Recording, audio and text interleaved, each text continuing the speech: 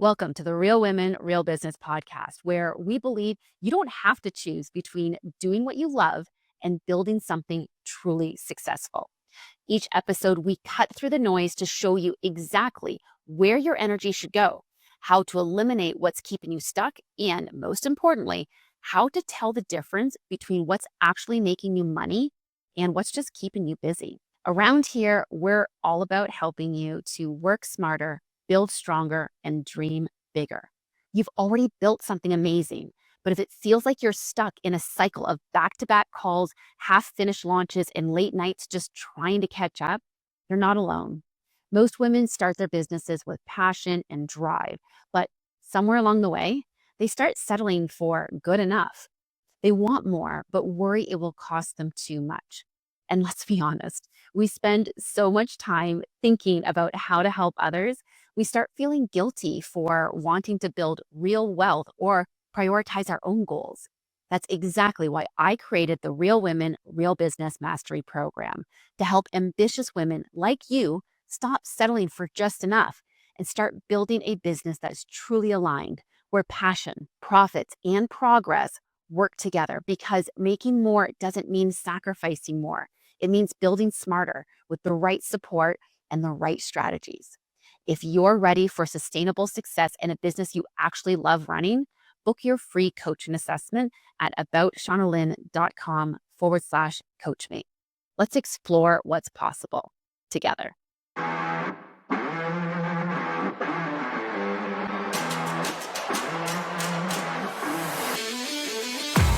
Hello and welcome to the Real Women, Real Business podcast. I am your host, Shauna Lynn Simon, and I want you to tell me if this sounds familiar. You send out a proposal to a prospective new client, a couple of days pass, you don't get any reply, and your brain starts to write an entire Netflix series about all the reasons why you haven't heard back. This is incredibly common, especially for high achievers. High achievers are accustomed to being told that they're doing great things, that the world is going to be handed to them, that everything that they touch is gold, essentially. And so if we don't hear from someone, we automatically go into kind of this worst case scenario.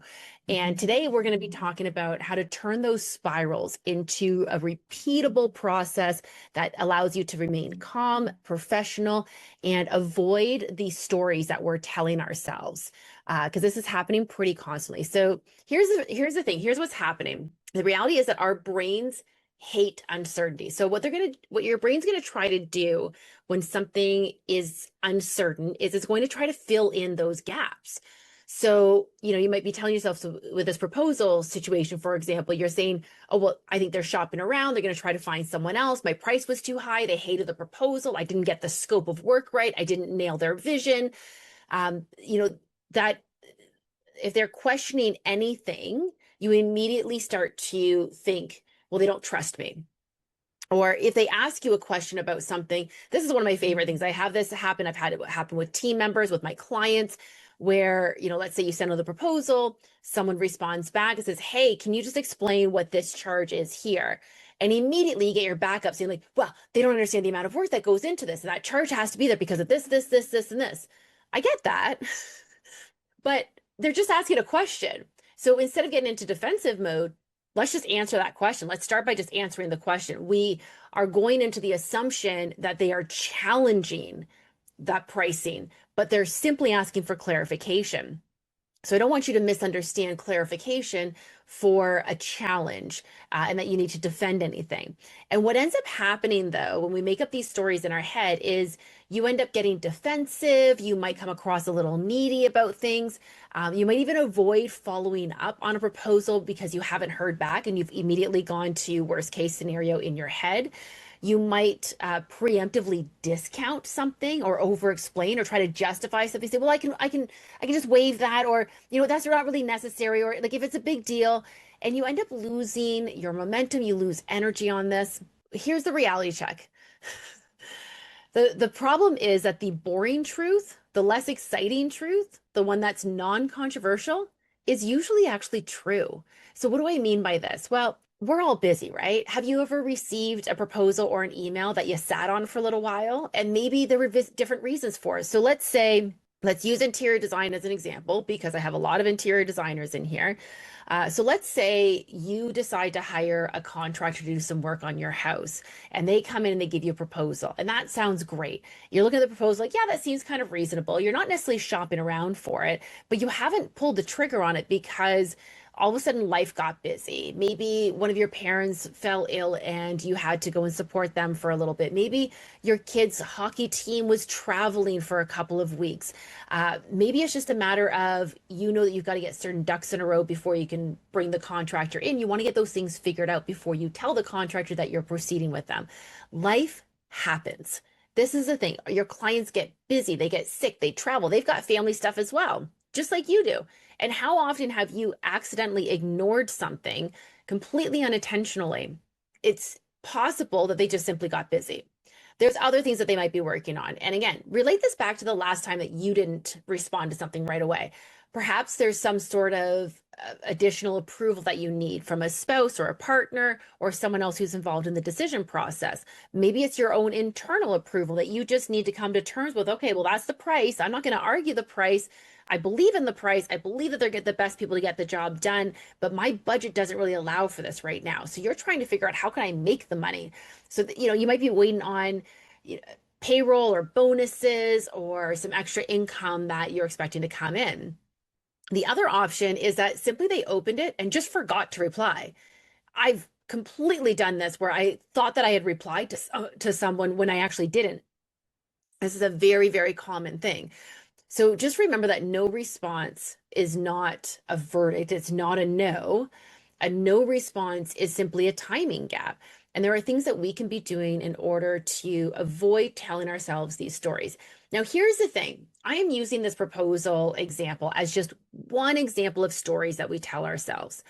How often have you found that someone has created their own narrative about your life, about something that you did, and they've interpreted it in a way? Well, you did this, therefore it means this. And you probably got pretty upset about that, right? We don't like someone else to dictate what the narrative of our story is. We like to have control over our own narrative. And, there's something to be said for what is your intention behind something? And this requires a little bit of benefit of the doubt, but if I say something the wrong way, some people might get really offended by it. But if you look at what my intention of it was, maybe the words just came out wrong, but my intention was good.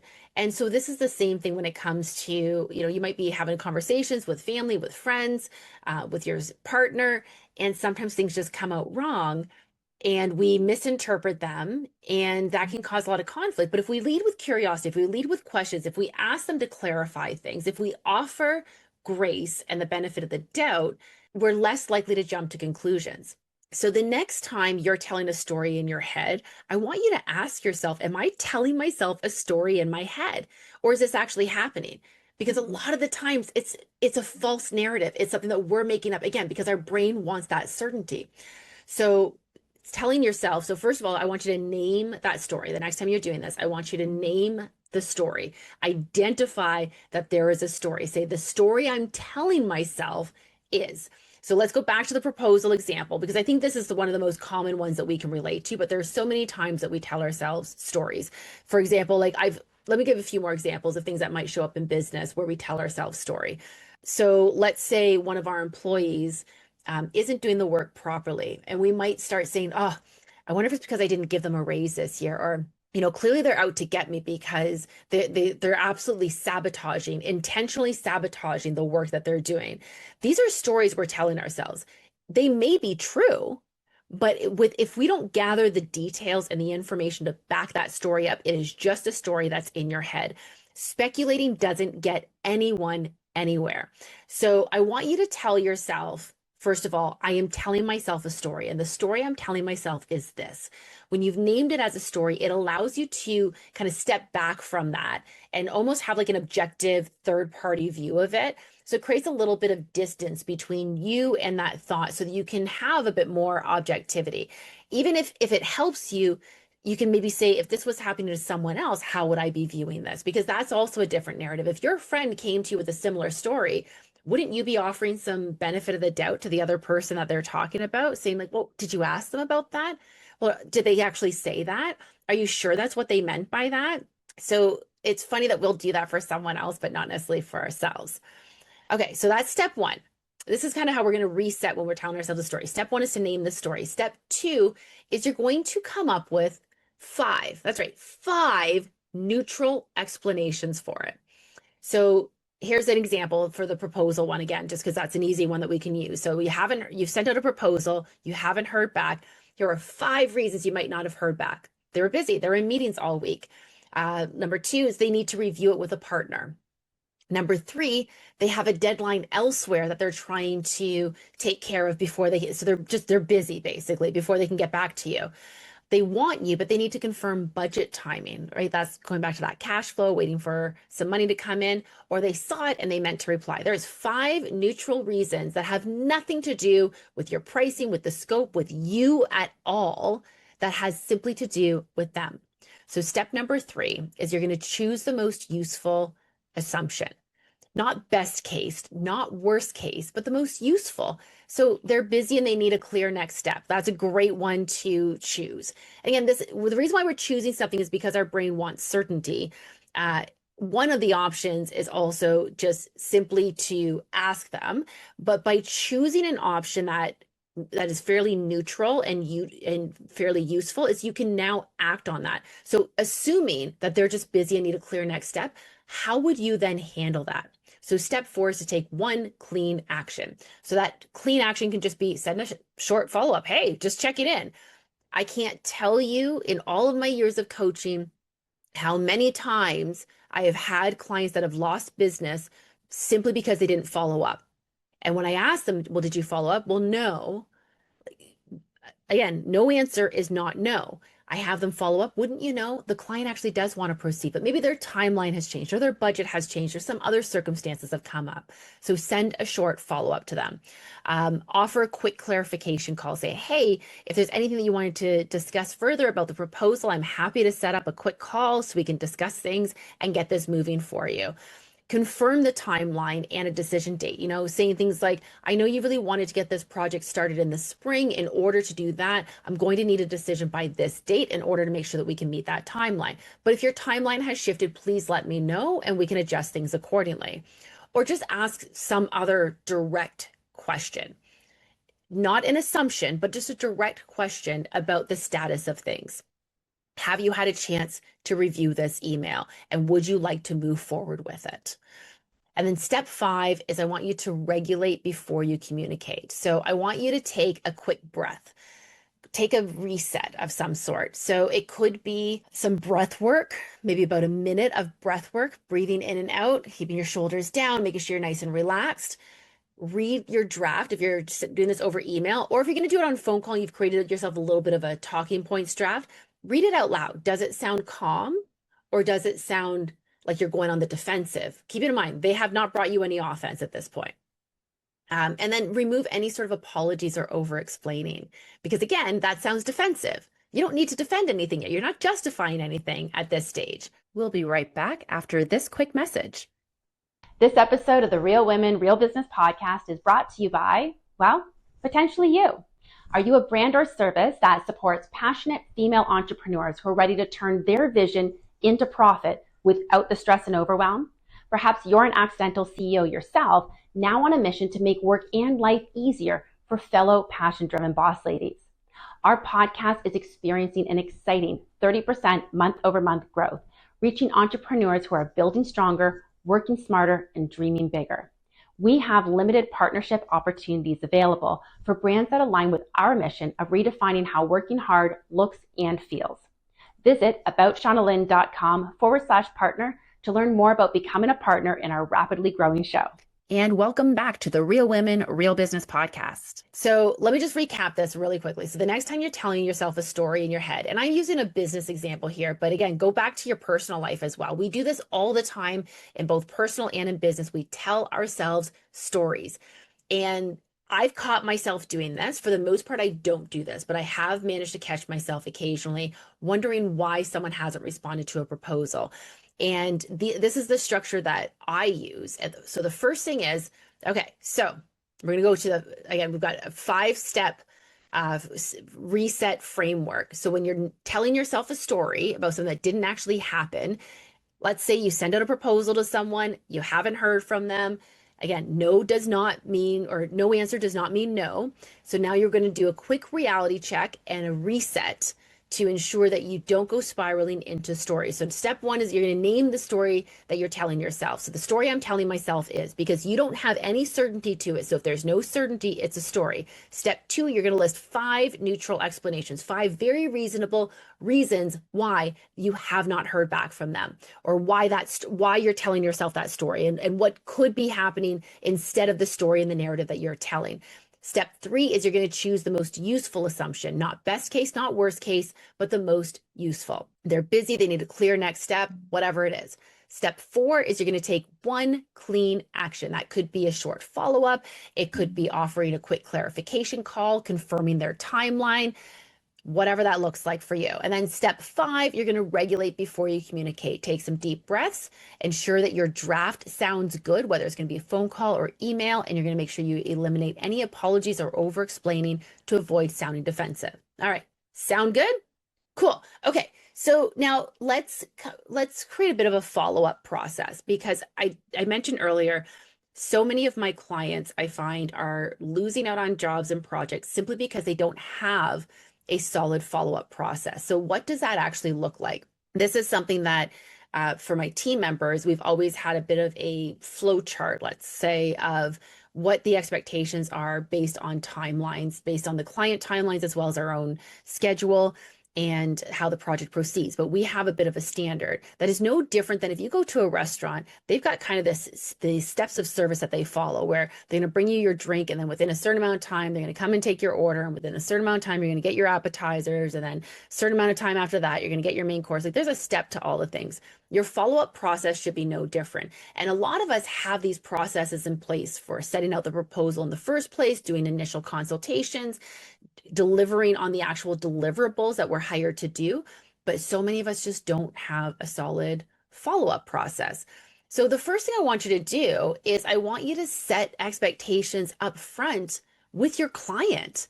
So when you send out a proposal, say, have a look, let me know by, say, Thursday. If I don't hear back from you, I'm going to follow up with you on Friday. So you've set those expectations with them. This is also triggering yourself to remember that you need to follow up, and makes you feel a little less uncomfortable when you haven't heard back from them, because, well, they might be just waiting for you to follow up. That's a great story to tell. So you're going to put a little task in your calendar to remind you on Friday to follow up with them. Or you can even say something to them along the lines of, if questions come up, send them on over to me. I'm happy to clarify. I mean, I think this is a part of kind of a standard part of every email that we send out, but you can go a step further maybe and just say, if you'd like to hop on a call, I've got some time available actually on Thursday around 1 o'clock. Would that work for you? Right? Get it kind of a bit more solidified. And then set up a bit of a cadence following that. So for example, when I had a home staging company, a lot of the things that we were setting out were really time sensitive in terms of proposals. So we would send out the proposal on, say, day 1. Let's call it day 0. We send out a proposal on day 0, send it out to the client. If we didn't hear back from them within a day or 2, we were following up with them. Usually it depended on what their timeline was, but we were following up with them. I should also mention, going back to day 0, is we always sent it within 24 hours of meeting with them. So they always knew, so that we're keeping the momentum going. Not all businesses are going to send a quote within 24 hours. For example, my contractor is easily minimum 4 weeks, sometimes up to 6 to 8 weeks, because he's getting in quotes from his subtrades. I'm not doing that with staging. So it was a really quick turnaround, relatively easy to create these quotes. We turned it out within 24 hours. Set that expectation as well when you're sending out a proposal before you send it out, as to when they can actually expect to receive it. Okay, so day 0, we send out the proposal, which is 24 hours or less from when we actually did the consultation. Within a couple of days, usually max, we're going to send a quick check-in. All that follow-up does is says, I just wanted to confirm receipt. That's it. There's no emotion to it. There's no, did you like it? Did you want to proceed? It's just, I want to confirm that you received it. If you have any questions, let me know. It's quick. It's easy for them to respond to at least confirm that they received it. Now, if you still haven't heard back a few days later, let's say it's day 7, so it's been about a week now since you sent it, that's when you're going to follow up with them again and just say to them, whatever makes the most sense for you. So maybe it's a value-based follow-up, where you're providing one helpful insight that is reflected in their project. Maybe it's something along the lines of, oh, I noticed that this supplier that we use is going to be having a sale next month on their flooring, and I would love to be able to get the order in for that. In order to do that, we need to start moving here. Or it can just be a tip of, we talked about, for example, I met with one of my design clients recently, and we were talking about doing radon testing in his house and what the timing of this should look like. Well, wouldn't you know, like a couple days later, I get this notification about a news article about when you should do radon testing and how it actually works. So I sent him the article as a follow-up, right? So maybe there's something that you discussed in your meeting with them that you could send them a quick follow-up. Maybe it doesn't even have anything to do with the proposal. So let's say a couple weeks goes by now and you still haven't heard from them. That's when you can send what we call a close the loop message. And you've probably received these from anyone who's been like soliciting your business. The close the loop email is basically along the lines of, well, I guess you're not interested and I'm going to move on. I suggest picking a tone that works well for both you and the client. I don't like when someone says to me, well, I guess you're not interested in this. That is a little off-putting to me, and it sounds like they're upset with me, and now I definitely don't want to work with them. What I prefer to do is just send an email saying, I just wanted to circle back to this one last time. If you're not interested, no problem. I'm not going to message you again, but I'm here whenever you need to, or whenever you're ready, if you would like to proceed, or something along those lines. So it's a little, it's not so passive aggressive, but it is clear that I'm now putting the ball into your court. I'm not going to keep following up with you. Now, all of that being said, if it's someone that I really resonated with and I feel like there's still an opportunity there, maybe let's say 6 months later, if I still haven't heard from them, I might touch base with them and just say, hey, I saw this thing today and it reminded me of your project and I want to check in. Did you ever manage to get that project moving? Or what's the status of that? Or anyway, if there's anything that I can help you with, let me know, whatever it looks like for you. Some sample follow-up scripts you could use is like, hey, just did you get a chance to review the proposal? If you'd like, I can answer some questions for you, or we can do a quick 10-minute call. What's easiest for you? Or if they've asked you a question, perhaps say, that's a great question. Happy to clarify this. What's leading to this question? Is it about timeline? Is it scope? Is it budget? Once I understand, where you're at with things, I can give you the cleanest answer. And then, like I said, the close the loop one.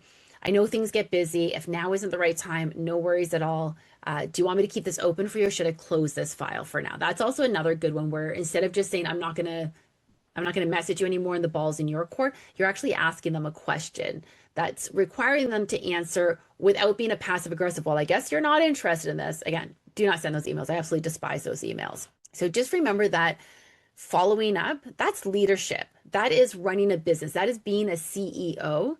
Not following up is potentially leaving money on the table. Last but not least, I want to cover a couple of common triggers. We've kind of talked about these previously, but I want to go through a bit of an exercise to do a little bit of a reframe. So the first one is they ask you a question and you immediately go to, they're challenging me. So I want you to reframe this in your head. The next time someone asks you a question, a clarification question, I want you to reframe how you're thinking about in your head to questions mean interest. Someone wouldn't ask a question if they weren't interested in actually using you, right? They are trying to find the path from what you've provided to what they need. And they are hoping that that path leads them to bringing you in to help to solve that problem that they're having. So I want you to reframe this instead of, are they challenging me, or they're pushing back on something? Instead of thinking that, I want you to think, okay, questions mean interest. And so I want you to respond with clarity, not defense. So how can you provide clarity to them without emotion? And so sometimes what we do is we go immediately to justifying. You can provide clarity without providing justification. So as an example, I'm going to use my staging business again for this because we had a common, what we would call question often, and it was easy to think that it meant pushback. When we would send out a quote for staging services, our quotes always had 3 lines on them. One was the staging rentals and what those fees are going to be. That's a recurring monthly fee. And the next one was the staging services, which is the what it takes for us to prep the job, load the job, plan the job, install the job, tear down the job, destage it, and return everything to our inventory. And so we just labeled it as staging services. Now we did have a bit of a description that said that this included the prep and the install and da da da. But for the most part, it was a single line. And then we also had a delivery fee. The line that always got challenged was the staging services. And the reason why I got challenged sometimes was people wondered if it was optional. Like, do I need the staging services? Can't I just get the rentals without the staging services? And we would simply, so if they would ask us, so sometimes the question would be that specific where they're saying, do I need the staging services or can I get it without the staging services? And we would just simply explain further, here's what that includes. Sometimes the question was just, what does the fee include? And so we've already got a bit of a brief blurb there about, well, it includes the prep time, the install, the D stage, and everything else. So to clarify it, we would just give a little bit more detail. It's the time that it requires for us to create the design plan in the first place, and then select all the items from our warehouse, pack them all up, load up the truck, deliver them to you, install them, and then return when the house is sold to pack them all up, take them back to our warehouse, and return them to inventory. Now, that is a non-emotional clarifying response, right? The emotional response is, you probably don't realize it takes a lot of work to put this together. There's a lot of things going on behind the scenes that you don't even realize until we actually get to your house. We've done most of the work. So we do this, and this.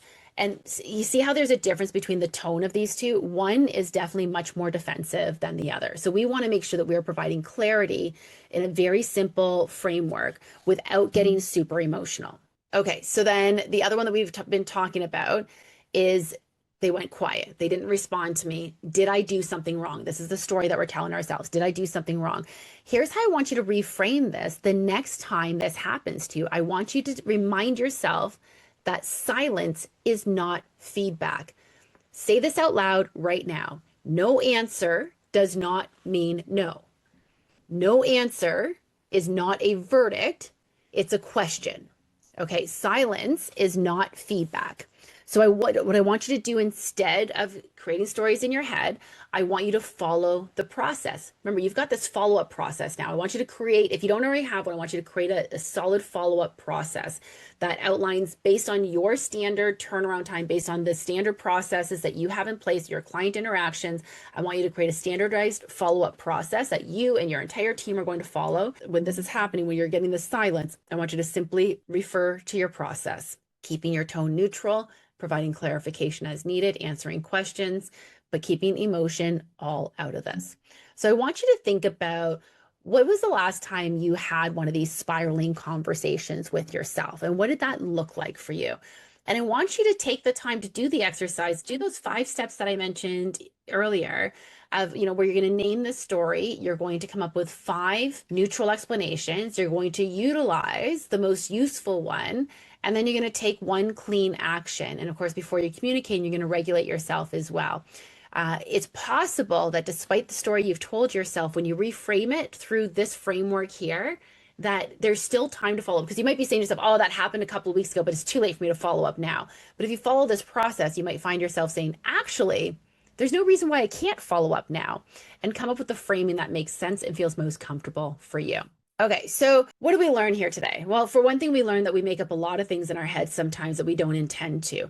It's no different than the stories that we would tell ourselves in childhood and playing make-believe, but it can have more damaging effects as we get older and as we operate a business as well. So the best thing that we can do for ourselves, for our business, for our mental health, for our clients is to neutralize the situation by simply identifying the fact that we don't have all the facts and seeking curiosity, seeking answers through curiosity.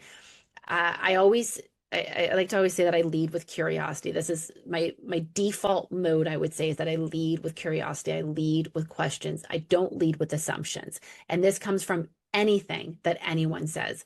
I don't like when someone misinterprets something that I've said because they've made assumptions, and I aim to do the same for them and offer them that same courtesy and grace.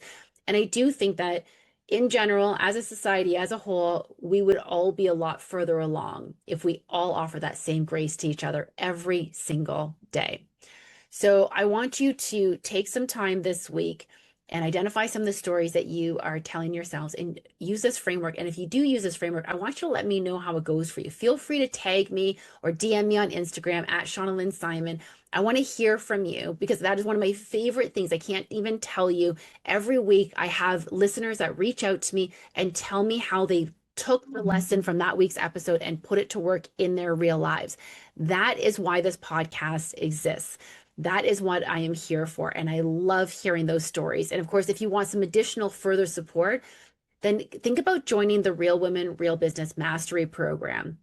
In this program, you're going to get the support that you need through a group coaching environment where you get to connect with other like-minded women who are in a similar stage of business as you are and get the support that you need to ensure that you've got the foundations built, that you've got someone holding you accountable at all times, and that you're moving your business forward in a way, in a structure that makes the most sense for you.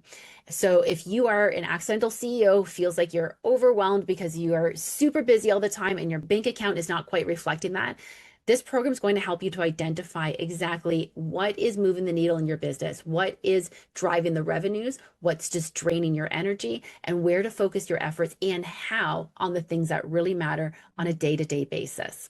All right. Thank you so much for tuning into this week's episode. Don't forget to subscribe to us wherever you get your podcast. Leave us a review on your favorite podcast platform. Those reviews really, really, really do help. So thank you to everyone who has left a review recently. I so appreciate you. It means the world to me. But if you haven't done it yet, please do so. I would greatly appreciate it. And of course, the best way to not only show your support for this podcast, but to support your fellow women entrepreneurs is to share this episode with someone that you know could really benefit from the message here today. So if there is someone that you know who is telling stories to herself and spiraling out of control at times, share this episode with her.